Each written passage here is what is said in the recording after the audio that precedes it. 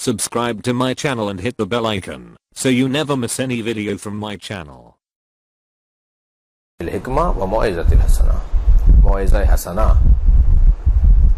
آیت اللہ بروجردی کا نام آپ نے سنا ہے، ہمارے مجتہدین میں سے تھے، صاحب کرامت عالم دین تھے۔ ان کے شاگرد کہتے ہیں جب میں نے انہیں قبر میں اتارا، آیت اللہ عراقی جن سے میں نے خود سنا ہے، ان کے شاگرد سے میں نے خود سنا کہ جنہوں نے انہیں قبر میں اتارا تھا، اب سے 10-12 سال پہلے، وہ بہت ضعیف العمر تھے، ان کا انتقال ہو چکا ہے، آیت اللہ عراقی کی بات کر رہا ہوں۔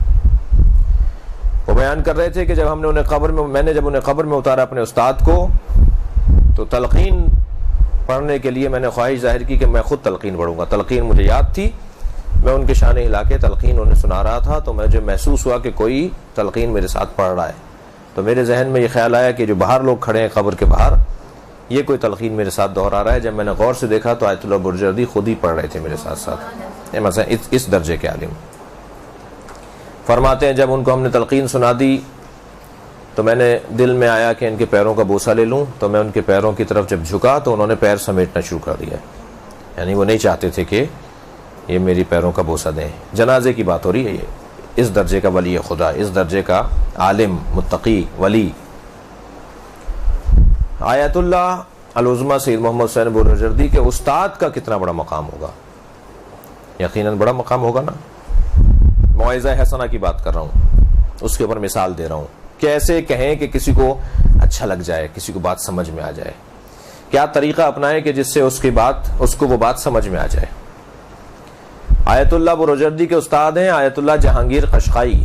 آیت اللہ اور عالم دین تو بعد میں ہوں گے، 40 سال تک وہ دیندار نہیں تھے، دین کے قریب نہیں تھے، کوئی تعلق نہیں تھا ان کا مذہب سے اور دین سے، 40 سال کی عمر تک موسیقار تھے، موسیقی بجا کر، گانے گا کر اپنے گھر چلا رہے تھے، کوئی دین کا تعلق، ان کا دین سے ان کا کوئی تعلق نہیں تھا۔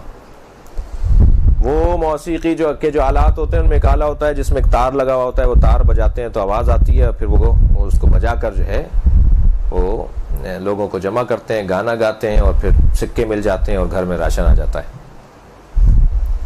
تو ایک دفعہ وہ تار ٹوٹ گیا ان کا، وہ جو تار بجاتے ہیں نا، وہ تار ٹوٹ گیا ان کا۔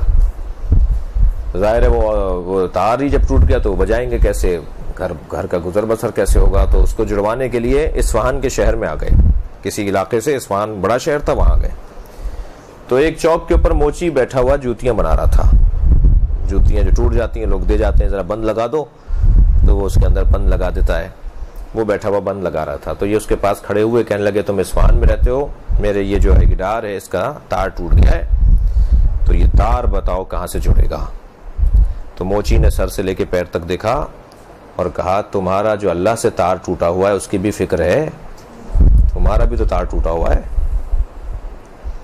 کوئی تعلق ہی نہیں اللہ سے، تار ٹوٹے ہوئے ہیں جی۔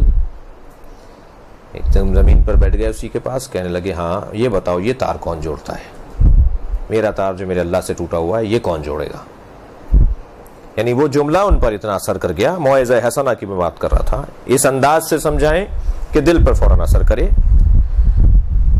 فوراً بیٹھ گئے زمین پر، کہنے لگے بتاؤ یہ والا تار کون جوڑتا ہے؟ تو انہوں نے مدرسے کی طرف اشارہ کیا، کہنے لگے وہ سامنے مدرسہ اصفہانی، اصفہان کا مدرسہ، کہا وہ جو سامنے مدرسہ ہے اس میں جتنے بھی بزرگ بیٹھے ہوئے ہیں، وہ طالب علموں کو لیے بیٹھے ہیں، وہ سب تار جوڑ رہے ہیں بیٹھے ہوئے، ان کا کام تار جوڑنا ہے، اللہ سے تعلقات بہتر کروانا ہے۔ یہ صاحب چلے گئے وہاں جہانگیر قشقائی صاحب، اور انہوں نے اپنے اللہ سے تار جڑوایا، اور تار ایسا جڑا کہ مجتہد بن گئے، اور نہ صرف مجتہد بلکہ آیت اللہ بروجردی جیسے عارف کے استاد بن گئے۔ تو موعظہ حسنہ جو ہے اس انداز سے کسی کو سمجھائیں کہ جس انداز سے وہ اسے برا نہیں محسوس کرے، اسے اچھا سمجھے، آپ کو ہمدرد سمجھے۔ اور ویسے بھی جو مبلغین ہوتے ہیں اور جو واعظین ہوتے ہیں ان کے ہاں تحمل مزاجی دوسروں سے زیادہ ہونا چاہیے، برداشت، تحمل مزاجی ان کے ہاں دوسروں سے زیادہ ہونا چاہیے۔